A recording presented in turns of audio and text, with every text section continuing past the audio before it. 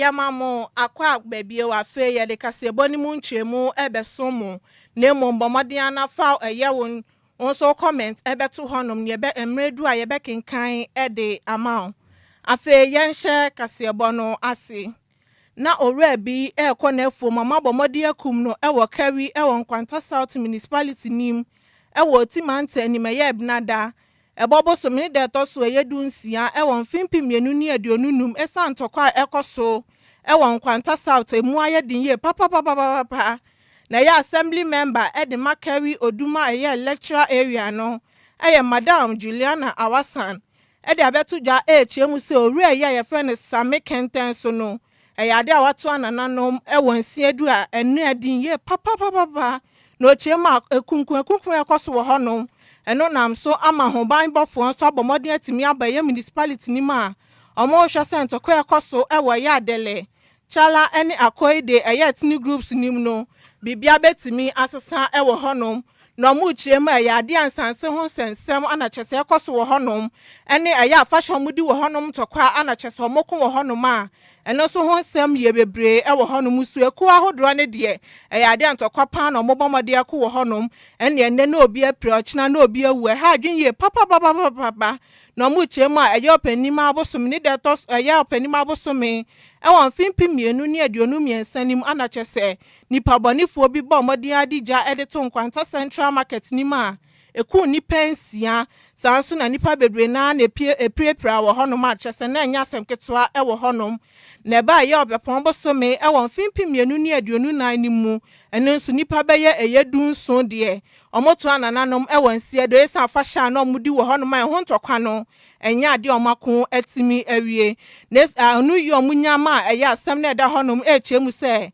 eye regional ministers to say eye current oti regional minister John Kwadwo Japan e de abetudwa echemu se eye ade odi security personnel for ebaba honom no ma beye hwehwemu e de afa ntokwa ekoso wo honom eba ahenfo ho sensem na ne ekoso ye nsase ho ntokwa ekoso wo honom no ombetimi aba beye hwehwemu no mahu ade kode pote ekoso e wo honom sane ebe yom ne hye pa begu akwam na asumdue nsoso no etimi abaso e wo Nkwanta South eye municipality nim na ye ade amudi curfew kradi ato akwam e wo ye Nkwanta krom honom a omo hwe se eye opanima abosome ewo fipi mienu ni aduonu miensa no eye ade aban ahye se mo obi a momodin a enkita etu anase ejan bia mo obi afa akodie bia enfendi agro wo hono na wo a wunnim no na abebo modin akopa etu anase ejan bi dia hye ho no so mo chiwa eye ade amra ene ubedi ni ye papa into security agencies for ebo modin aban Nkwanta South municipality nim no matimi aba behwe sa asumdue ebetimi akoso ewo ho Yantua kasi abone so eni eda so agina Nkwanta South ho sensema na ye Mr. Joseph Entry awa aya municipal chief executive at the Nkwanta South edi abetudwa echemu se ye ntokwa ekoso wo honom ache wo honom ye pani ntino eye sika assembly no ejeje wo honom na nyade omatimi abomode atimi agisika na eno no aya asem kese pa ede amawom no chema project omoye wo honom na yade omo target no mo say 550,000 Ghana cedis e de man fimpi mienu ene aduonunum na nanso esante kwa na ekoso wo honom no sika assembly no etimi age 300,000 Ghana cedis pe a omo chema ha adwen ye papa si akobasa na chesa mpuntu onsuso entimi nkoso ye e wo mpotemu honom esante kwa ekoso e wo honom na ye Mr. Awa e de abetudwa biom echemu se ewa so mo bomodin no mutimi ma eye tax collection no etimi koso ye wo honom esa asesa ne ntokwa no ekoso no ma hwe ya omo so no mbeka achi pa esa se mpuntuo ni project ahodo mpese omo nye wo hono enya ade omo betimi aye project ni ntino mo momodin no munjai no mo masumdue entimi emba eye Nkwanta South ene ne important na wo chiema wo so mutimi bomodin ade tax force etimi ba se ne be ya tax system na emu aye mre wo hono betimi abehye muden no matimi aye ncheche de amawom no machira manfo no mo so masade ahodo a ombetimi aye ewo man mu ne important mu honom no chema aye staff members be 200 a omuntimi enkwa adwumesa se closer for e de beto omanim se omomomode no mu free honom esansa obanbo ho nsem entimi enkoso ye nti aye municipal chief executive Nkwanta South aye Joseph Entry awa esre so mo mmomodi anomo masumdwe entimi mbra honom se ne be yo muso mpuntu won nsem no ebetimi akosi yodi nsem say editudwa. Well, I would say the whole staff, that is the assembly staff, close to 200 plus staff, because it comprises of all the sectors in the municipality, so close to 200 and plus. It started somewhere 25th June, as I said. So we had a meeting in August. They promised and assured us that by 2nd of September, so far as camp has been restored, they will allow them to come, and surely they did that for us. So staffs are back to work. Yesterday, I think when I set off from Nkwanta is very far to Accra, about 6-7 hours. So along the road, I got information from the national security that someone has been shot on his way from farm, and it's like it has become something that it's like being a target shooting. They don't now come out like before because of the security measures we've put in place, but now they turn it to maybe go and then lay ambush for people who go to farm, and then on their way they get them killed. So that is what happened yesterday. So as I indicated to the committee, we discussed with the regional minister, the regional security council. Immediately from here, we are going to have another strategy where we are going to see to it and see how we can apprehend those people, we can get them arrested and then face the law. As for work and then revenue mobilization, Nkwanta is struggling. I will not lie to you, because people are fleeing and work is not going on. So we are only talking to our people. We are meeting the leadership, the chiefs, the opinion leaders, to let them know the reason why we must have total peace in Nkwanta for development to thrive. So we are on, and I hope, inshallah, Rahman, it will happen. Well, I can't delve much into it, but it's communal clashes. So we are now having most of the dialogues to let everybody understand that arms will not solve the problem, but law will solve the problem for us. So if you have a case, go to the court, and then court will settle it for you. So that is what we are moving on now. When I assume office, we're doing about 80-90% of revenue mobilization, but as it stands now, we are doing somewhere 60-50%, which is affecting the municipality. Nkwanta is very big, and with a lot of deprived communities across the municipality, so it's affecting us. Without the internal generated fund, I think we don't have anything to do, and we have to let the people know that development is first than whatever we are doing. So we should rather embrace peace than what we are doing to our own selves. Eni ya uti ye municipal chief executive Edeman Nkwanta South Mr. Joseph Enchi awa ana ochemu se omomomode anomoma asumdwe entimi mbra Nkwanta South sane ebeye omuso musika sem ne ompuntu ho nsensem no ebetimi akosuye ediamawom ewo mantem nim. Yantua Kasiebone so na National Youth Organizer Edema MPP Amanyoko no Salam Mustafa edi abetuja HM so mo ye kire mo ba beye no edin eda so yensuro ahunahuna bi omo chiem omo de kokobo pa na ekọ edi agba montin so HM sanya de omo betie anaso mbehwa ma ahunahuna bi atimi akoso na emom aya amanyosema ya de bia so no enya de omo beji atumu dan to omo bomode ye kire ayedin eda so yensuro ahunahuna no mu chiem ye kire MPP Youth Wing for anedi anima omobo omodin ahese ya tentini na ebetimi akoso wo hono mesan se eyade ensempi na ekoso ede afa MPP Amanyoko ne ho a entwa ye kura na yade ye kire omode akosha ebnada ebobosom ne de toso aduonu miensa ewo mfimpi mienu ne aduonu num na omobesha ase ede free obra sport ewo nkranpipni mantem hanoma ye kirefo ne bebomodin akwaye police headquarters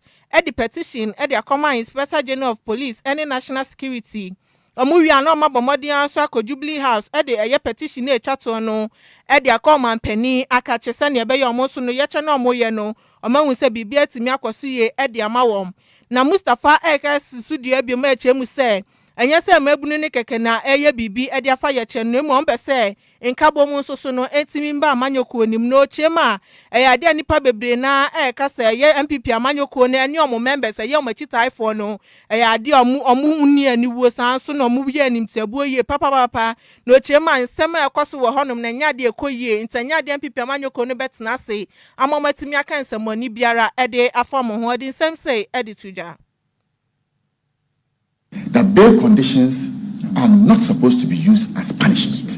What we have seen under this garrulous government is that bail is being used as a backdoor strategy to keep people in incarceration. And these are the dangers emerging that we want to put before you, the good people of Ghana, that our democracy is under threat, and that if we allow these things to fester, one day the monkey will go to the market and will not return. If we fight against it, our freedoms will be guaranteed together, so that you will not go to court and a judge will look at you in the face and tell you that some are better than others. That today Ghana is an animal farm. That when you are an MPP person, you are lesser of a person in the NDC. And let me juxtapose to show you the deep-seated selectivity playing out in our society. When you are an NDC person in Ghana today, you can do anything and go scot-free. You can do anything and go scot-free because of your political colors. In July, we had, in fact, a rerun of certain police stations in Ablekumanov, captured on live TV video, thugs, hooligans, bandits, vagabonds were seen brazenly attacking Honorable Howard Kunsin and our national organizer, Deputy National Organizer Chris Lloyd. In fact, journalists were also assaulted that day and other people. We asked the police to arrest these people because we identified all of them and gave their identities to the police. In fact, they are just here. Alajo and Nima here. They are not any far. Those boys are just here. Alajo and Nima. They refused to arrest them. They refused because they are NDC people. They told us later that they are taking them to court and giving them a fine of 6,000. When they were arrested, we do not know. How they were arranged before court, we do not know. The only thing we saw is news of their sentencing whatsoever. But I can tell you, if they were NPP people, they would have gone in their Rambo style, heavily armed men to the teeth, riot, dressed up military people.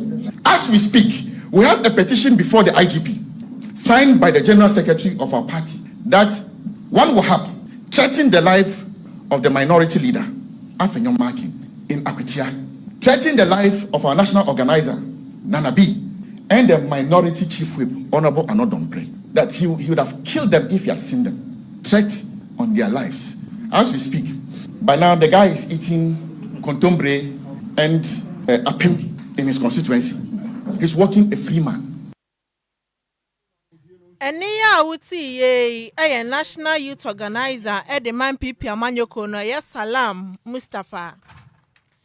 Yantua Kasiabone so na Ghana Medical Association omo president Dr. Frank Rebo de abetuja HM say Ghana fo nyina mommodian na monhwe say ye mo abato na moto no ebenya nsunsanso amanyofo so HM say amanyofo na waso mutimi bu akonta fa galamsey no wesanse we ba o se me ba ma abeko etia ye galamsey oba omba emeye hwinti na ya abato na moto no mommodian say benya nsunsanso amanyofo ne ho so sane ebe ya galamsey no betimi asia no kwan no chema ya dia nipa bebre na chese galamsey no om na nya so mo ka keke esan so mo pese mo kunti galamsey na emom ye yarewa odo a galamsey no edi aba ni nsuo o mase no na ye om nsase ne ade na edoso dodo enti no mo bomoden agina no makasa de a kire Ghana for sa bato na moto no ma mo nto keke esan se o party A ana so party B bomoden na to aba no na hu ne se ya kuntabuo na ya san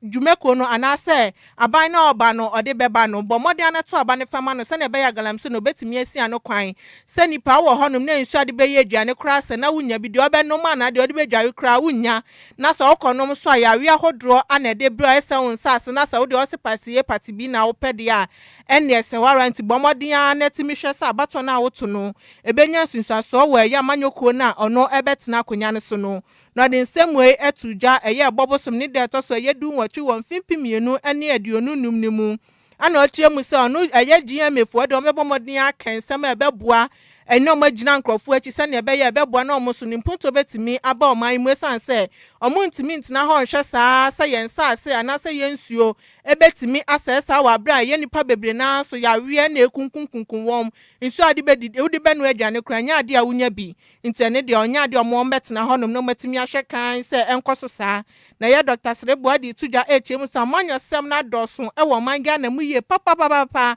ehu behia pa so betimi asesa no abato na wokoto no se wo hwe na aban na oba ye no se nsem obeka wantimi anya okoto aba na to aba na yi ni free so se na ebe ya nipa foforo betimi aba no de sakraye ebetimi aba oman Ghana mu enkoto ma no sanse open asem galamse na ya de ehunhia pass ebetimi akon e wo oman Ghana mu te Ghana Medical Association of President ye Dr. Frank Srebo e de abetu dwa ehem se Ghana for momodin ya na monto aba no e ma nipa foforo se na ebe ya obetimi aba besesa no se aba na ono te so no nya na adwen se galamse no obetimi akwatia Yentua Kasiabone so na governor Edema Bank of Ghana Dr. Johnson Esiama nsema betuja kasa dia fasidi na ho oden sane esifatie sesei wo man Ghana mu echemu satete a nipa bi efam no wo man mu no eno no efrihin fresan se watinsen bebre a amanfo ka no echemu satete ne de ehun hia se Ghana for ebetete no ne semtwofo etwetwe nkomo wo 126 MPC meeting no call so wo nkranpipri mantem ha ebobosom ne de to so dunso ewon fimpim yenu ane aduonunum nim na oche se ade a Central Bank no modi hyehyɛ pan egu akwam ehwemu se oman Ghana se ne osidi na ho odente ne betifa gina honom na aboa na oman Ghana so atimi akonkan na ochiemu anya ade ansesanye bia ebetimi aboa san se foreign exchange ne so eboa se ne be ya sidi ne betimi anya na ho oden na wo hwɛ ade afe no ekɔ na wieye anya ade ansesanye bia ebeba ntatete a nipa num bi FM ane nsem bia nipa num be eka no omomomode a enje sanse sidi na ho odin de ejina ye papa na hwe US dollar ni sidi na chese wa se ne sidi no ahoodin ejina mu ye pa no chema o hwe aye ohoma bobosome no ebesi ebobosome na ade a sidi no ate akọ be 20% no boa se be hwe na ahoodin no man Ghana so sikasem etimi akoso yodin sem say editujwa. So I encourage all of you, the media, please make use of our data. That should inform you on what is happening in the economy, whether there should be a pressure on the city. If you ask me, there's really no reason why anybody, should be anxious about the city. Like I said, as of yesterday, every import demand that any of the 23 banks, submitted to us as of yesterday was met. And we'll be meeting this for a number of weeks now. So where is the anxiety coming from? We have enough reserves to support whatever imports that are coming up in the fourth quarter. Christmas season imports, you name it. We have our projected, cash flow table. We've figured everything out in our cash flow table, and we have the reserves covered to keep these. So there shouldn't be any anxiety at all about the exchange rate. Eniya wuti ye Dr. Johnson Esiamo na governor Edema Bank of Ghana. Yentua Kasiabone so na Joseph Bukari nekpe transport minister de abetudwa ehemu se tema impankadan railway line no ade obubuobusum ni de dikan won fimpimienu ni aduonunum ni mu no ade ombebomodin etimi abia no sane ebeye ombetimi edi dwuma no chema train ya omode baaye no won fimpimienu ni aduonunan ni mu no enya akwanhia tema impankada ye railway ne so a omabomodin etimi esiesie no mo hwe anim se ade a ewubuobusum no betimi ahye ni dwuma ase na ade omokoye ne test obobosum ni de toso dunsia mfimpimienu ni aduonunum afede omahu se bibia etimi ekoso ye no chema ade a government accountability series press conference omoye mampani akache nkranpni mantem hanom no ade omudi bibia ade atodwa echemu so obubuobosum ne de dikan ne de ade atema impakadan railway line no betimi abia no se ne beya dwumede wo se di ne betimi edi no chemu so a aban edin hyehyɛ pa egu akwamu echemu so befa befo kwan so etimi aye na bibia etimi akoso yesanso no betre ye railway ni mu sane ebeya ebetimi aboa na adwuma so no mabunu na etimi anya bia yesanso na sikasam so no ebetimi akoso ye na edwadie nso etimi akoso ye ewo honom no chema tema de compact railway line so no matre mu pa bibia ebetimi akoso ye wo de ebetimi ekwan ye befa so na kofa voter lake ne so no ade omabomodin etimi ehwese bibia ebeyeye ewo honom na obubuobosum ni de dikan ewo mfimpimienu ni aduonunum ni de ade ombebomodin etimi abia no na dwumedie no na etimi ahyase ewo honom modin sem sei editudwa. The Ghana Railway Development Authority is currently collaborating with security agencies and Lands Commission to launch a campaign to remove encroachers from the railway right-of-way and perfect titles to railway lands nationwide. This is to enable our contractors to have unimpeded access to land and facilitate early completion of railway projects. 3. Railway labor issues and Ghana Railway Company Limited staff salaries. The Ghana Railway Company's operations have declined over the years due to infrastructure deterioration, which has limited its capacity to generate sufficient revenue to cover its operational costs, including staff salaries. We are engaging with the Ministry of Finance and stakeholders to develop a sustainable solution going forward. Ladies and gentlemen, I must add that we feel for the workers and we have gotten close to resolving this issue and getting them their salaries. Eni ya wuti ye Joseph Bukari nekpa no ana transport minister. Yentua kasiabone so na mpanifo bi omudi NDC amanyoko nanim ewo Prisia Univali mpesuane so ewo Western Mantem no de abetuja HMA nsema nkrofo ka form mra hwebedwane Robert Wisdom Kudwo hu no sane ho bon ewo galamse mu ewo mpotemu na nya de anokra bia ewom na mu chemu anyina so papa bia ni honu ma ewom to munja asam na omoka no. Na press conference omoye party executive committee and what takwano and a deputy communications officer Edeman Pesuane so Mohammed Awa chemu na chemu za pipi amanyoko nsem na amokan munja ikra san sama amokan de inna so bako kra enim nti mbomode ana munje san se ne amoka ne de na asamanyosem ana mo pese mo ye ade nti na mutimika se yomomra hyebedwani Robert Wisdom Kudwo ne ho ebon wo galamse na ekoso ewo mpotemu na nya de onim ho hwe nti munya asasem na amokan kra esan se mo krampo no mining site ahodro no mobile won fimpi mienu ni dunsi anim no ade amobọ modern etimi ebeje boss nti ade nti ana afa muden nsem ebehye yomomra hyebedwani Robert Wisdom Kudwo ne consent momomode na munya nsem na amokan na samanyosem ne de di ebeye adwuma ewo mo hono modern nsem say edituja. Let me clarify. Honorable Kudwo's involvement was not to enable illegal mining but to restore order. Acting under National Security Directive, the MP facilitated mediation efforts, including the Blue Gate meeting, to resolve the long-standing dispute caused by the pure takeover. His letter to the Electricity Company of Ghana, ECG, requesting power reconnection was stabilized operations from lawful mining, addressing unpaid electricity debt, many of which accumulated under RMD tenure. As Honorable Kudwo himself stated, my role is to ensure that mining in Prisia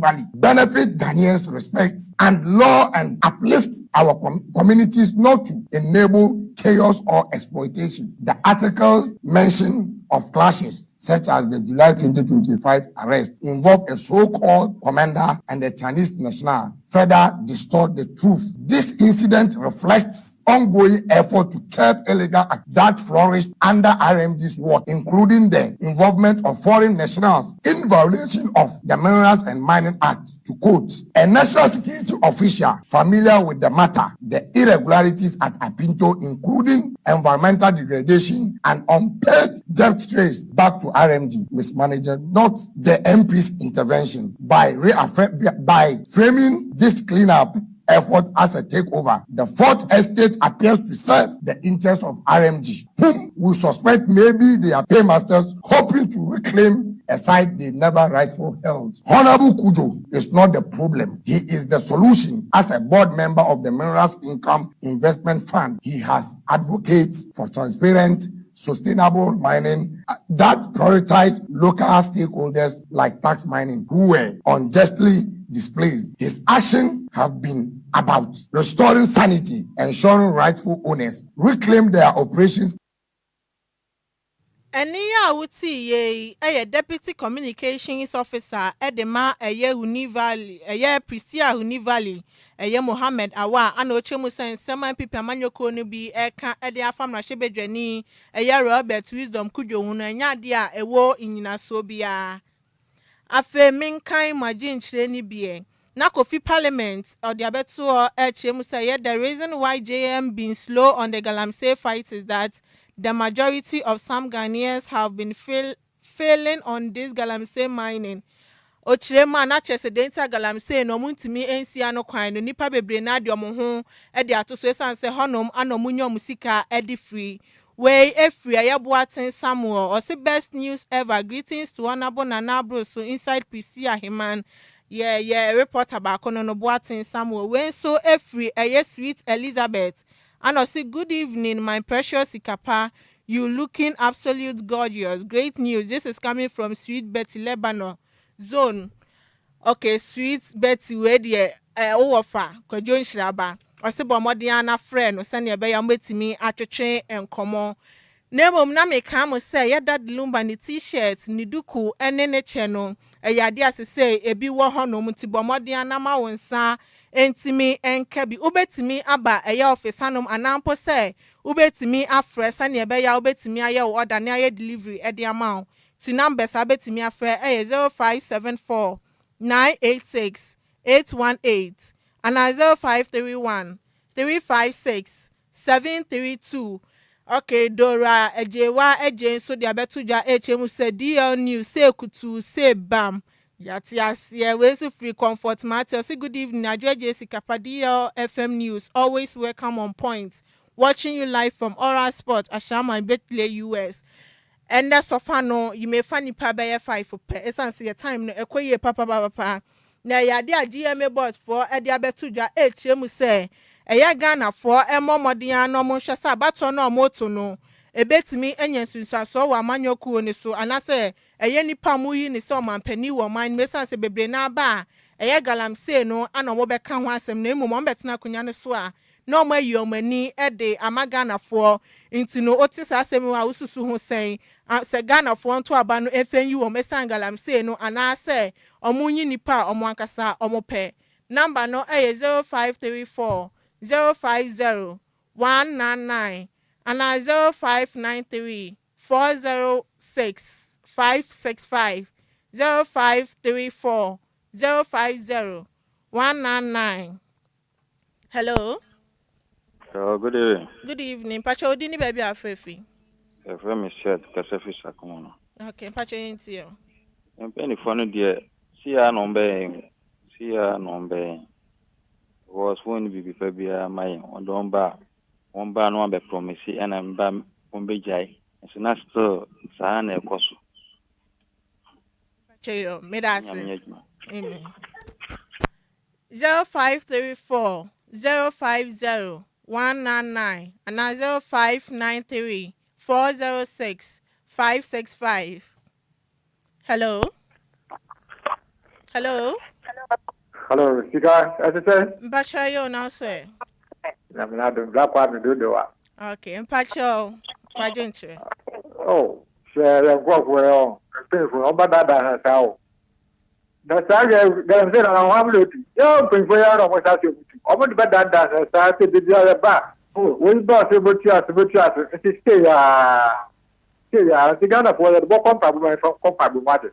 They are paying for the two of us a padra, the other. It's in Mpacho Sha, say Kobasa, Omonto Abano, and you mana. What is? Mpacho me since say Kobasa Ghana for Onto Abano, and you mufra kunyane swana.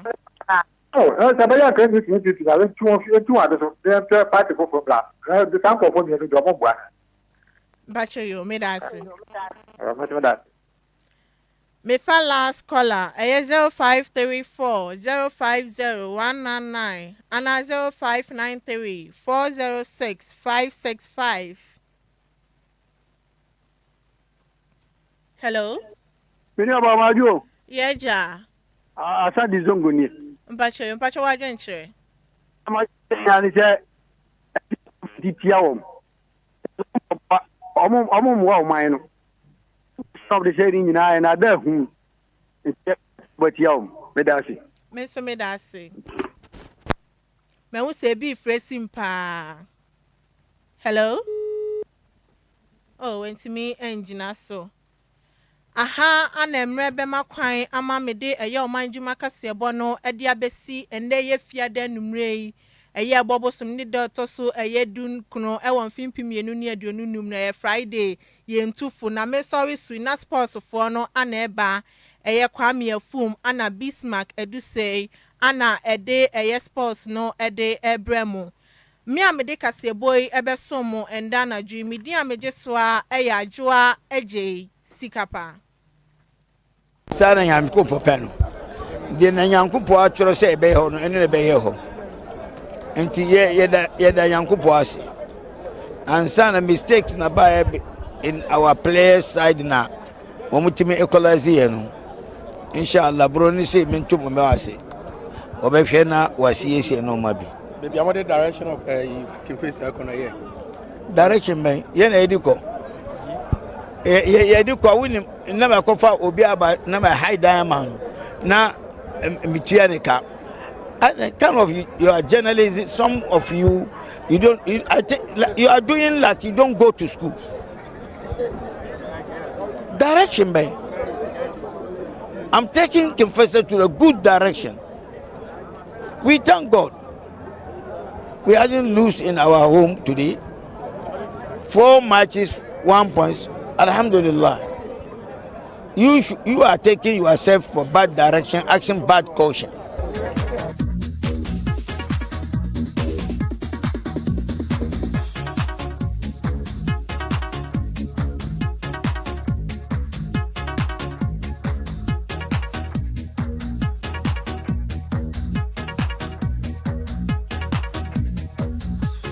DL Power Sports. The one there. The Jawo. That devil.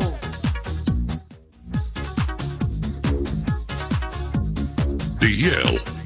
New DL. DLFM breaking news. DL Power Sports on DLFM 106.9. DL Power Sports on DLFM 106.9. DL Power Sports on DLFM 106.9.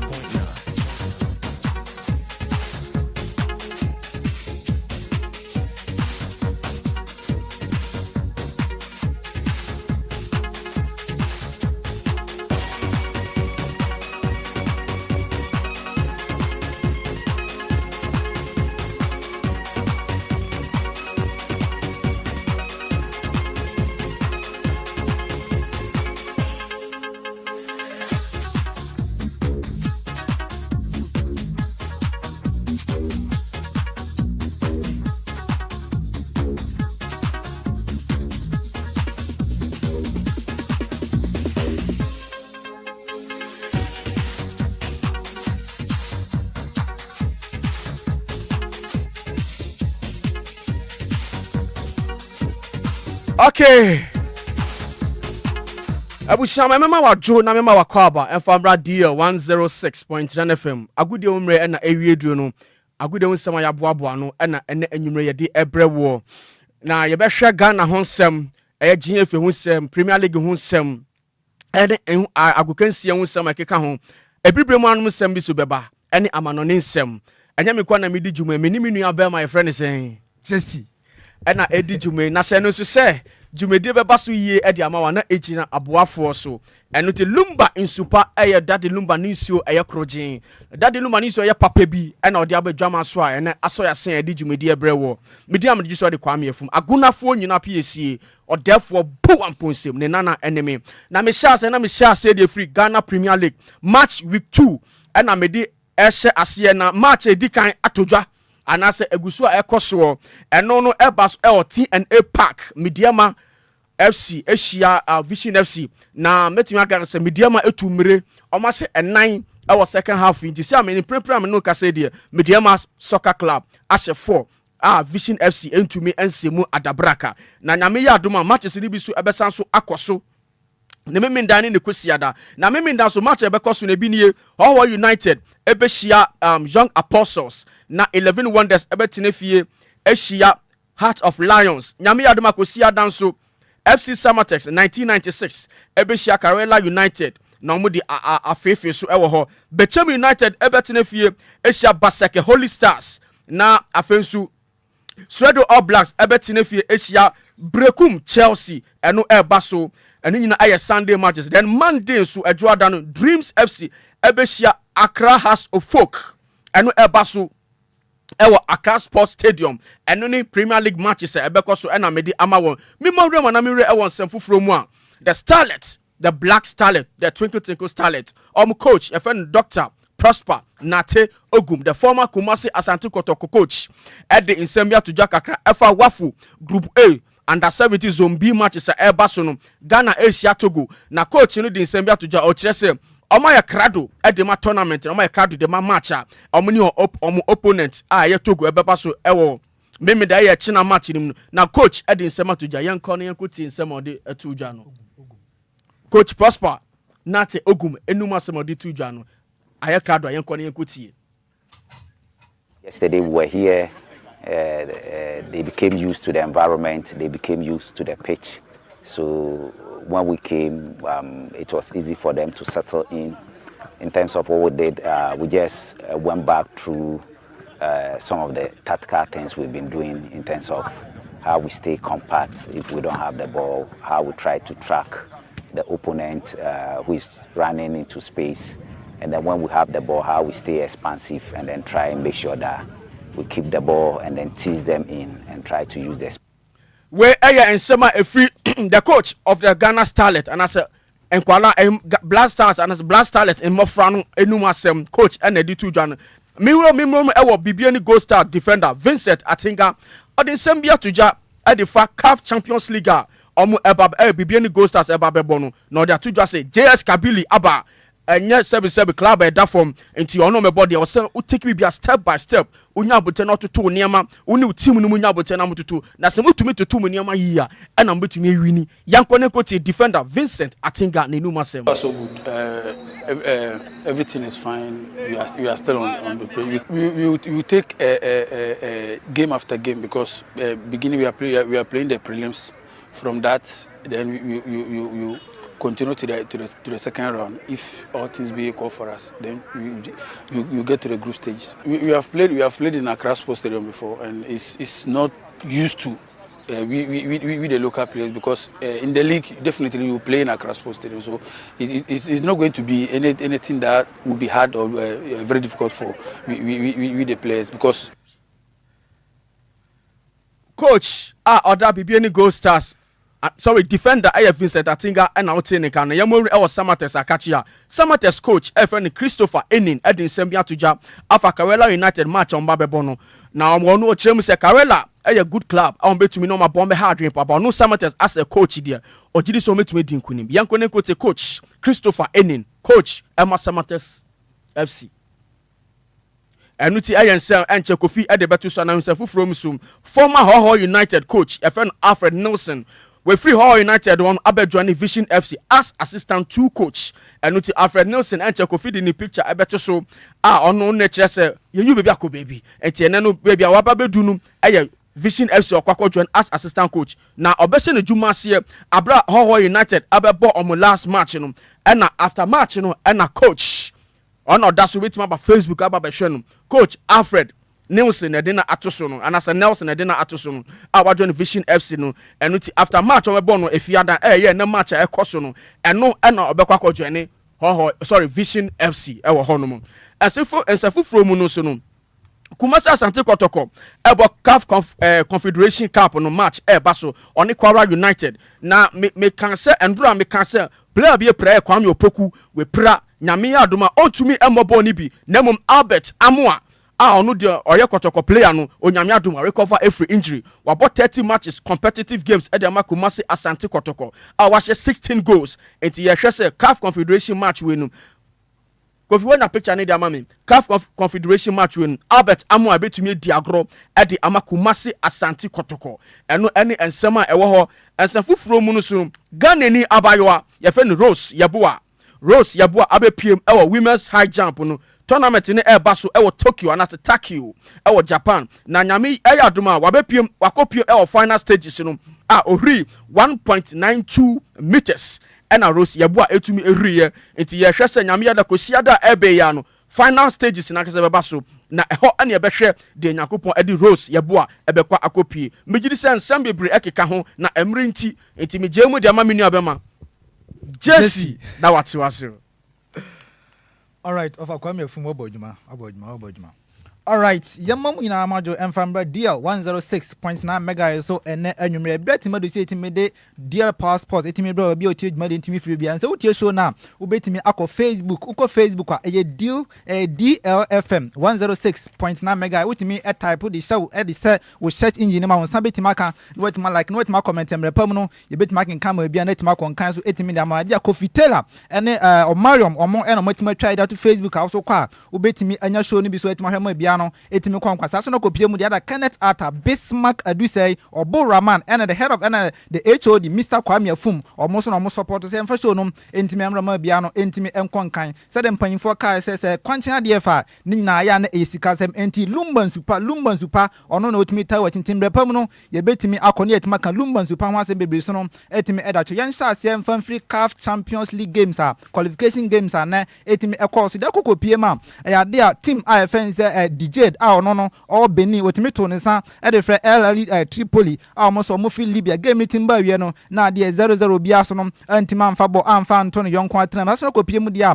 e wa Angola so ya team IFN say will so no ade wotimi tena fi wantima nhye bi e ma Yanga na say Young Africans so no omutimi fi Tanzania omutimi to omutimi kokobo mo e kan miensa omantima sa so no kopie mu so dia ade Namibia mamu honom no e ho an African Stars etimi tena fi omantima nhye bi and Vipers from Uganda etimi to omutimi kobo mo kan ba ko a omo so no omantima we say so no nsam so a every CAF Champions League qualification games na etimi course so a ye break bi diama e wo dia 106.9 megahertz so enanwumre ye France enko pie mu so no e wo CAF Confederation ye enko pie mu so no e wo Confederation of African Football so the CAF so dia e dia enanwumre e na dia meeting chinchirente bi so no etimi course na dia meeting etimi course no num nyina na so omo say dia CAF Champions League no and CAF Confederation Cup na dia omo mbebo no sikasem na sefo no no mtimi kokodi hu nkomo no fa fuma ye say ene sikwae sa wo pie ma omo say wo bo CAF Confederation Cup and asa wo CAF Champions League ni bia wo participate keke cramp no sika on sabeti maka no $100,000 na so timi progress so no etimi ekokodu group stage so no e Confederation Cup no ma e $40,000 and on san so no ebeti maka sa so no ko pie so no Champions League group stage so da $700,000 nti amfa ne say bia kro bia Kumasi Asante Kotoko omo na wo Confederation Cup ni bi say no so omo timi qualify so no e from group na so mo ko pie group stages ade omo san ebeti maka $40,000 sa so no ko pie dia bebia ne Go Stars so omo timi free qualifications nim na so omo timi ko pie so no group stages so ade omo san ebeti maka $700,000 we say so no nsam so papa fence Patrick Mosepe no ye CAF president so no ode ne mpan for no da betu dwa ye break bi da ma enanwumre so no e dia 106.9 megahertz so enanwum ye France enko pie so Angola dia ade Angola Federation no omo tima ba bonti timi nsempi atima to dwa omo say omo coach friends Pedro Goncalves ade Pedro Goncalves no enche pi e na ade papa no on sa Angola man no omo no man fence Senegal etime de World Cup qualification game bi etime ye share so wo ko pie mu de ade first half no na ade Angola man no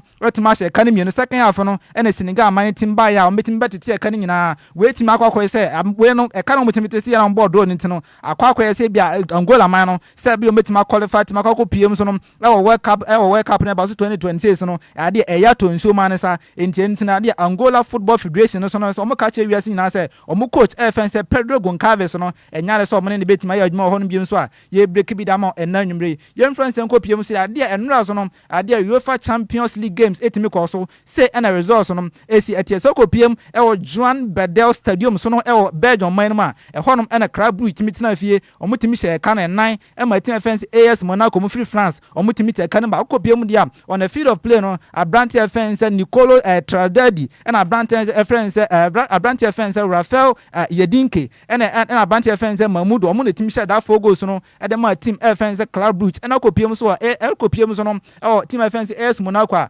Abrante FNC Ansu Fati and timi nya the only consolation goal no e de ma bia so no and timi amfa nko ya amfa mo so ko pie mu so no parking stadium Denmark manam dia e honom and FC Copenhagen etimi tena ife etimi share kan mienu e ma Bayer of Leverkusen from Germany no omo timi tis aka nyina kokoye 2-2 game timba wi no na FC Copenhagen atima she tu a Bayer 04 Leverkusen so no atima she tu suit mo na Brant fans Jordan Larson and Brant fans Robert and the team both 2 goals no and the team fans FC Copenhagen and Brant fans Alejandro Gremado so no etimi nya that 2 goals no and the team fans Bayer 04 Leverkusen at the Bank Park Germany man no entrance Frankfurt etimi tina fie omutimi she ka no enum ma DJ Omaro mi team fans Galatasaray no omutimi te ka no baako in fact entrance Frankfurt for no omutimi boy ma ye papa na DJ Omaro team ne de o sa o hwe no omkasa because Champions League game na so otimi kokwaje 5 dia na se nyoma enso no entimi nshara onkoye mfa mouse akopie mo entrance Frankfurt for side dia Abrante fans Davison Sanchez and Abrante fans Jonathan Bedat omne timi share that goals no adema team fans entrance Frankfurt and Abrante fans Yenu so no etimi nya the only consolation goal no adema DJ Omaro team a ye fans Galatasaray we say no any games a etimi kopiem kopiem so England man no dia Itias na say Itias stadium so dia hono na Manchester City so no etimi tina jo mutimi share kan mienu ema team fans Napoli so no Manta Abrante fans Elite Haaland and Abrante fans Jeremy Doku and the team said that 2 goals no and team fans Manchester City on the field of play and say on the 21st minute no and Abrante fans Giovanni Di Lorenzo so no etim nya red card no ma so no and man ko amfa ma team fans Napoli ya be ba ne etim be din komo pi so no e wo game net me course e wo tia de nim yan konko PM e wo St James's Park and ran ko fo twi etim yan ko fo hu ye papa wo ko PM dia Newcastle for so no and no mutimi Fred dance etim bo ka o mutimi to mo san e de Fred team fans FC Barcelona game ni team ba wi na de Newcastle wetima she kan ba ko e ma team fans FC Barcelona so no Omatima se kano so no mienu ho no ma game team na 2-1 so no in favor of team fans FC Barcelona on a field of play no Abrante fans Dr. Marcus Rashford aka Yuba bi akoba so obi mpa obi pe on the team board that 2 goals no nyina edema team fans FC Barcelona and the team nya consolation goals so no edema team fans Newcastle so no Anthony Gordon on the team nya that consolation goal no edema team fans na team fans Newcastle yeba nya ba di nkomo pi so no that games no so kokopiem last game team ba so no dia aya Kofitela team fans Sporting CP no so no omutimi tina fie Stadio Jose Avadi so no hono ma omutimi share ka no enan ma team fans Karat Amati so no omutimi tia ka no ba kokopiem dia Abrante fans Francisco Trancao and Abrante fans Alison Santos and Giovanni Quinda omutimi share that 4 goals so no edema team fans Sporting CP and okopiem dia donya that consolation goals so no edema Karat Amati so no Abrante fans Emerson Santos so no on the team that consolation goal no edema team I fan say Karat Ameta so no hono ma ye break bi na ma na mi yankonko wuram so no game etimi course so no game etimi course so St James Park so dia ade honom ene team fans FC Barcelona etimi chi team fans Newcastle so no etimi twa mo ka ni menu am so no omutimi te ka ni baako na omutimi wie game no ene edidi nkomo pi na the midfield dynamo on gina mo de team fans team ogina mo de team fans Newcastle so no your friend Bruno Guimaraes ono no midfield dynamo ono no etimi na mo si aka so no e man Newcastle after the game no ene yebusa nsa na chale na ma Fred dance abokaw ye shemutu aseme na woka o se chale enye ze crowd sa okoko nya team meet say team meet FC Barcelona so no mutimi ba o se ayan ahiye papa because o mutimi boss ana ba bre ono person dominate play ono so person san possess more and o se kokko pie mu dia aya Kofitela mo na DJ Omar o mutie chom say Newcastle do ma sound ma Fred dance abokaw o se nya easy o se Barcelona o metima press ye o me dominate uji ball na wa bre no ma san recover no ma san de ball no eni team akwa ne boye pa ahiye na utimi bre ye pa no FC Barcelona tu tinchan bi no na bia o ka say no man timi ko ya o se nka we player na ka na park no so a enka bo say nyoma so ne den eno ma mu ye din ye pa we say so ne san Abrante fans say Bruno Guimaraes etimi de tu dwa ye break bi am ena nwumre na on the field of play no after say Abrante fans say Bruno Guimaraes e ka san sem we say no ena ye twa ben prepare fans Hans Data Flick ono ena manager original the team fans FC Barcelona ye busa ne say na on the day no Omrante no modern mono say cramp in the Sikapa and was say me Mrante modern mono was say on the day India na a fantastic year pa and I'm say particularly about Abrante fans Abrante fans Marcus Rashford no ono say on the first time would any chance o games game be say muni na nyoma so no say in the Sikapa papa no sit in same piece no etimi to jado for Abrante fans Marcus Rashford yankotie. Surprised. I'm not surprised. I said yesterday that I think he's a fantastic player, great talented player. So his skills are unbelievable. His finishing is unbelievable. And of course, I said in the halftime, I said to him, please score 2 goals. No, it was not like that. It was not like that. But it's. I think also in the first half, he tried to create chances. He had good dribblings, and but the finishing was at the end not right. And the second half was different. So for a striker, it's always good to score goals and to finish it. And I'm really happy that he. Yes, we say so in some papa fans hands data flakes no etimi to after so much team fans say Newcastle etimi cho mu 2-1 no after the game no any atwe Abrante fans say Marcus Rashford say game ni timba wi no ya fa ba bia e wa na obi ebo odin wa na obi ebo niti e dia the cramp na serve as a motivation etimi de ma wa utimi board that 2 goals no e de team fans Newcastle yanko ni nkoti asama no so de 2 dwa. No, it's very important but also to come here I think is a great message because it's such a difficult place to play good football and to ultimately win games. So to come here and to win is very good. Are you especially motivated before the game to return here in UK? No, I don't think it changes the motivation. It's nice to come back. But yeah. All right, we say in some Abrante fans say Marcus Rashford etimede 2 dwa yatima break bi da ma enne anwere o deal 106.9 mega so enanyo we say kwan e wase say krampo a obobo ano ene betimi akwakweti ntino share nyambo ochena 9 to 12 noon niamfa the details e mo nyina no emfa mbre bra ofa Kwame Effum HOD na nkasa nkasa wetima agina konwa Kenneth Atta Bismarck adusei ene Oboraman ene nyina so no yatima ntino share da ochena 9 to 12 no yentimi mfa the standard version no ntimi emfa mbre Minia over that Lumba was me dreaming. Now only make us say work for Lumba. What you want? Yeah. What you want, Popo? Yeah. Work for Lumba. Yeah, but Natiama daddy Lumba, the late. Natiemi work for Lumba Abba. The DL Foundation, a partner with DLFM. Now you the work for Lumba Abba. What you say, Jessy? Yeah, but Natiama daddy Lumba. Yeah. And Utinyami Aduma next week Saturday, 27th of September. Me da ye chena. E chena na watching. 27th. Ye nyina ye converge na ye hiem e Atomic Junction. And as Atomic Runabout. Yes. Now ye the nantie any mumume afa Kwemu Street from Atomic to Madina Zongo Junction. Near Street, you for man for overpass and at a flat top. Yes. I say you could do Reach Junction. Okay. Near far left. Okay. Once you kwani Demusa near San for left. Near bus straight to DLFM premises. It's UTM Ashano Suma Mr. Nyami Adoma. It is happening live on 27th of September 2025. Yes. Yeah, work for Lumba. Work for Lumba. It's if I the Lumba shirt. Yes. And now our shirt black or red or down black or short black or black and now red. Fa ne shia Nyami Adoma memenda no numu pemu sema eduasa. Yes. 5:30 a.m. Sharp. Our Atomic Runabout.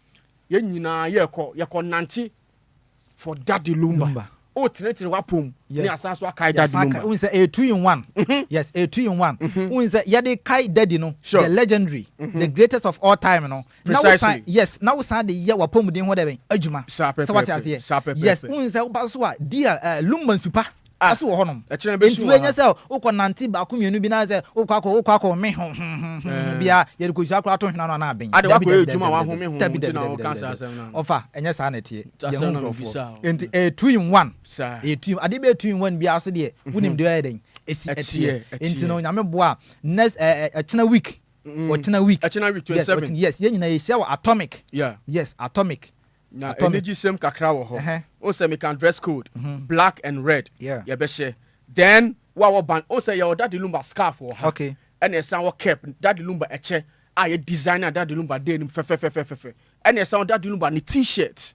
And also e wa ha. Enti upe bi ato bra DLFM premises ha no mu say. Okay. Ebu e wa ha. Wa meton ntem na san we wie na aba no. So one is one mantam kwaso de besa. And so one mantam na san. Sa de besa ntin we say man na ye ntientie we den. Ewa ha never tobi then 29th of September nankasa eno ne ye Adjoa ebesi Monday e Daddy Lumba say enka otiasia enka na woda the birthday he is no more but the legacy nankasa there still living. Yes. Enti penyefo de abasa nyame ya na 29th of September no one of the anasa one or two maternal wards. Okay. Yebeko honum akoye donation.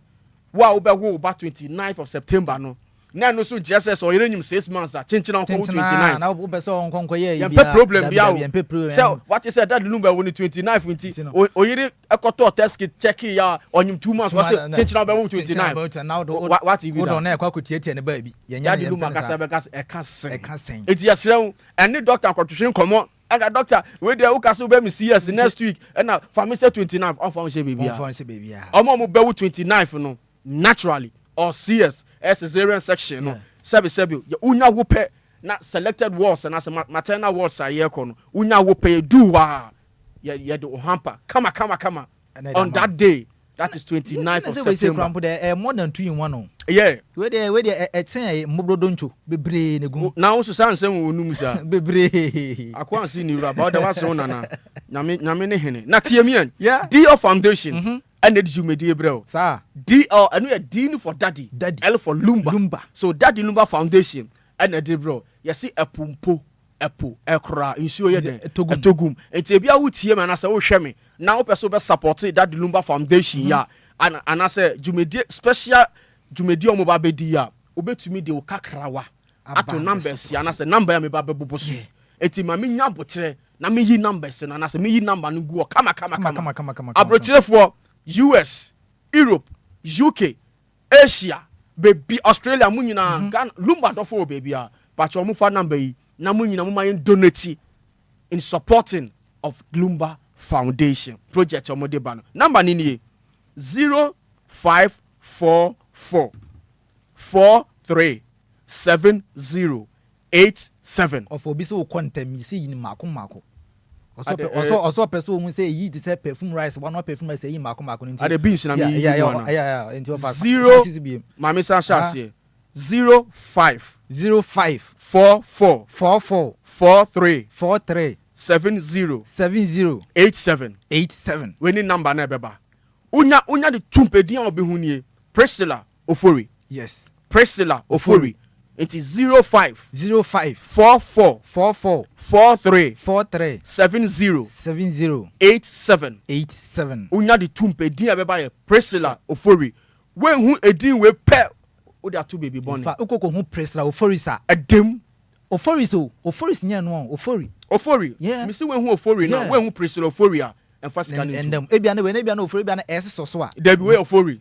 Enyo na be che din yan bo wa ha. And this who the eso so a enye no a. Enye no a. Esin kan. Yeah, Priscilla Ofori. Na me sure say unya the two musu a empanyifo be frɛ ayeden adawase na mishra so be ni sa ye nyina ye support that Lumba ne juma pa me see t-shirt e wa ha Lumba t-shirt scarves e wa ha se e che e cap e wa ha no se brother de Lumba ne bra ne be ne beto obetumi so afrɛ opɛ t-shirt ni bi ato opɛ scarf ato ana so opɛ cap ana e che ni bi ato obetumi afrɛ number si e de ama me sisi a wo sa beka bibia ye delivery ye de bebrɛ e 0574 98 68 18 and I say 0531 35 67 32 where any numbers are open t-shirt open scarves and also open a check kepa unsa ebeka ya dama se ekwan wakora ewie ewa bobo ha na di dwumadi ebesi nyankopon ya adoma echina meminenda ya the sports di up our sports ya the bro na echina de de ba na sin krowe me out me ka me di Kwame Effum na nso be say Jessy den Jessy na. Okay, Kenneth Ata etayechi, Bismarck edu se etayechi, and Obo Raman etayechi. Nyame yadum echine be shira. Yama oda se ne. Bye bye.